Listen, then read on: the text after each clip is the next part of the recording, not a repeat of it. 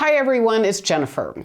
This is our November newsletter, and I want to start off by looking at the stats from October 2023. The median sales price for October was $484,000. This is up 3% from last month and 3.3% from October of last year. This is surprising because even though many traditional indicators show the market isn't doing so well, the median sales price keeps going up.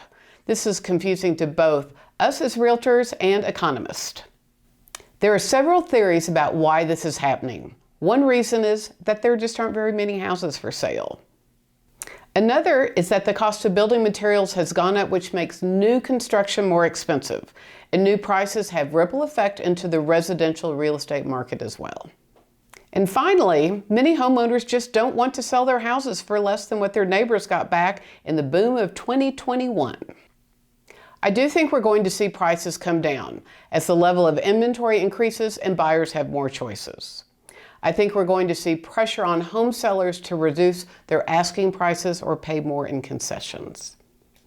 The two big indicators we are watching are the months of inventory and the days on market. Both of these shows what buyer demand is in the market, and both stats are trending in favor of home buyers. In October, the months of inventory was at 3.7 months. This is really high for our market.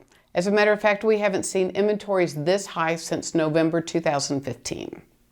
Additionally, days on market was at 47 days in October.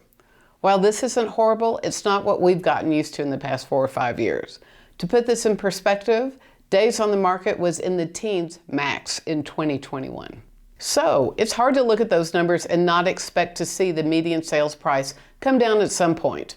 But I'll keep my eye on these numbers and report any changes right here in these videos. Another big factor that impacts the market is interest rates.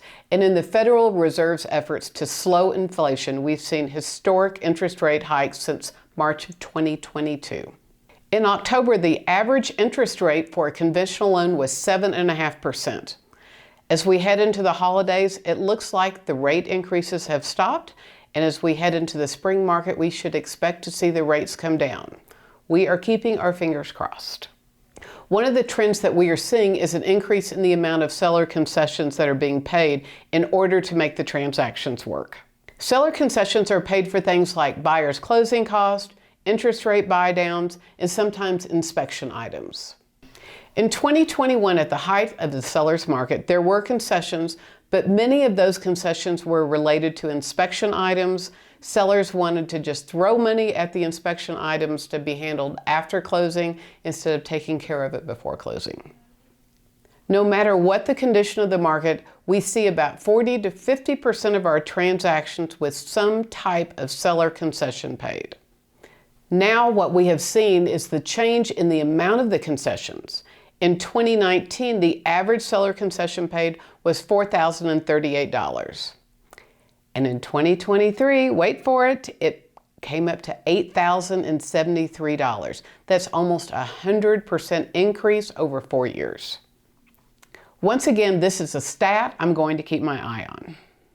As I mentioned, one of the factors that contributes to seller concessions are inspection issues. One of the best ways to avoid inspection issues when it's time to sell is regular and ongoing maintenance.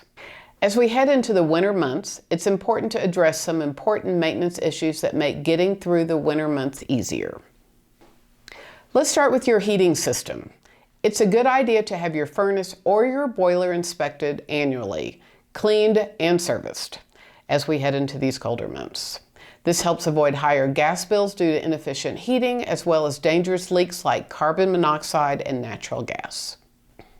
Outside, it's important to make sure your hoses are disconnected from the hose bibs and stored in a warm, dry place.